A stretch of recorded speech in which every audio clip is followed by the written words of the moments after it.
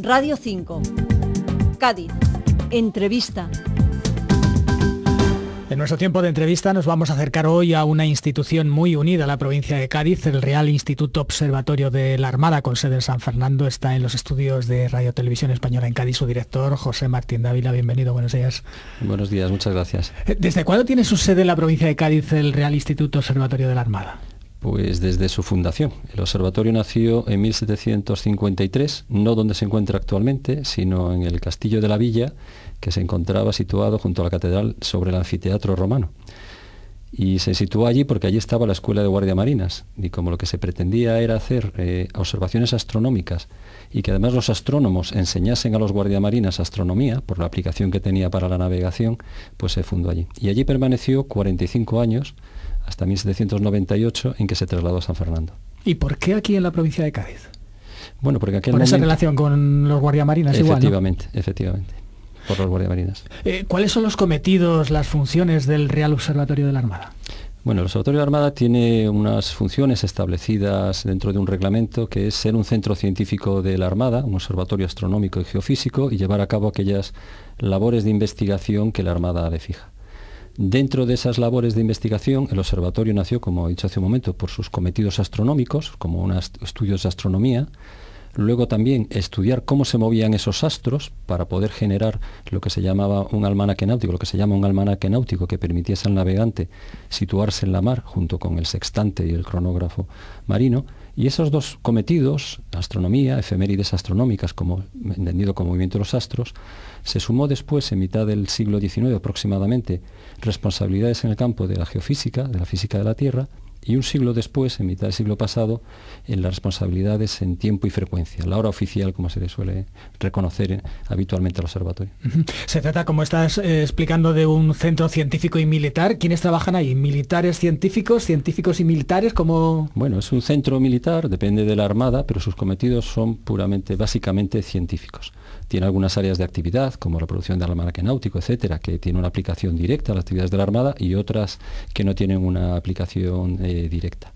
La mayor parte de su personal, podemos decir que 2/3 de su personal son civiles, de todas las categorías, desde ingenieros a técnicos, y el resto son militares también de todas las categorías, desde oficiales pues hasta marinería. Como ha explicado, desarrollan ustedes diferentes misiones. Nos vamos a seguir acercando a algunas de ellas, como la determinación científica de la hora. ¿Cómo se hace y para qué sirve el que se fije aquí en San Fernando la hora oficial? Bueno, esta es una responsabilidad y hay que estar orgullosos de ella, de que una institución de Cádiz la tenga. Es una responsabilidad de índole nacional, que es el establecimiento de la hora oficial española y ser además el laboratorio primario en calibración en tiempo y frecuencia, que es una labor muy importante. El establecimiento de la hora oficial se hace inicialmente. ¿Por qué el observatorio? Pues porque los observatorios astronómicos tienen tradición de calcular y mantener la hora. Hay que pensar que cuando se observa una estrella, la estrella es algo que está en movimiento. Luego no basta con tener 3 coordenadas para posicionarla, sino que hace falta la cuarta coordenada, que es el tiempo. Entonces, de esa tradición de calcular la hora y mantener la hora, heredó la Armada la responsabilidad de establecer la hora oficial, que en la actualidad se realiza, es desde mitad de los años, desde principio de los años 70. Se hace en base no ya a observaciones astronómicas, sino en base a observaciones físicas, que son los que se conocen habitualmente como relojes atómicos. Es un fenómeno físico que consiste en medir una transición que realiza un electrón entre 2 niveles de un átomo determinado, en concreto el cesio. Midiendo esas transiciones, pues es capaz de generar la hora oficial. Y el nivel de exactitud es mucho, me imagino, ¿no? Bueno, estamos hablando de nanosegundos, de que hay que mantener la hora dentro de unos parámetros de unos pocos nanosegundos. Es decir, que estamos hablando de 10 elevado a menos 9 en esos órdenes de magnitud segundos. Bueno, ustedes fijan la hora, y eso cómo se traslada al resto del país, digámoslo así. Bueno, pues se traslada de diferentes maneras. El método clásico, volvemos otra vez unos años atrás, pues era esas señales horarias que se transmitían y que eran unas señales que vía radio se podían sintonizar, y eran unas señales codificadas donde se decía la hora, minuto, segundo, una serie de parámetros codificados, una especie de Morse por radio. En la actualidad, pues las vías de difusión son varias. Unas son hacia, vamos a llamarle, clientes privilegiados que necesitan tener una hora, como puede ser administraciones públicas, el Ministerio de Administraciones Públicas, que necesita tener una hora porque luego va a regir la hora de todo lo que es la administración pública, y otro que es el cliente, digamos, habitual, que es a través de Internet. A través de Internet, pues realizamos controles y proporcionamos hora a millones de usuarios al día, del orden de 20 millones de usuarios al día.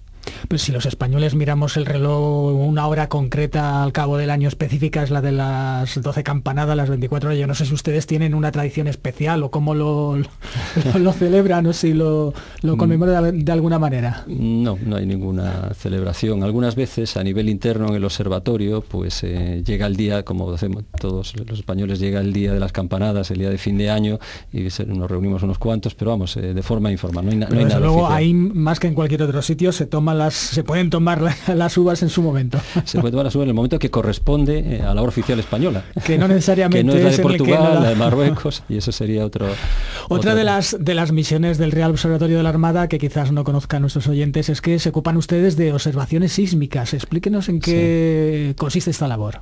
Bueno, pues esta labor surge porque eso es una pregunta que se hace con frecuencia, es decir, ¿qué hace un observatorio de la Armada teniendo instrumentación sísmica? Poco extraño, porque la astronomía sí parece lógico, las efemérides astronómicas también, el tiempo y frecuencia pues es un cometido derivado de la astronomía. Pues esto surge a raíz del llamado terremoto Lisboa de 1755. Hay que pensar que ese fue un terremoto que tuvo una magnitud entre 8,5 y 9.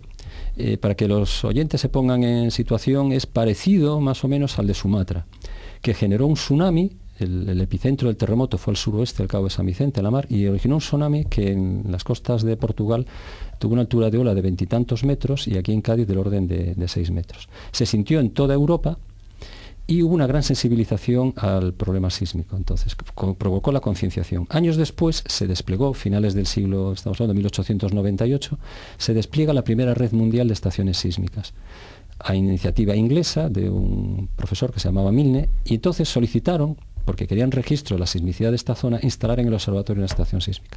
Esa fue la primera estación sísmica que se instaló en España, dio origen a la sismología instrumental en España y como consecuencia de ello se ha mantenido de forma ininterrumpida pues diferente instrumentación hasta llegar a la actualidad, pues que tenemos una red sísmica de ámbito internacional. Uh-huh.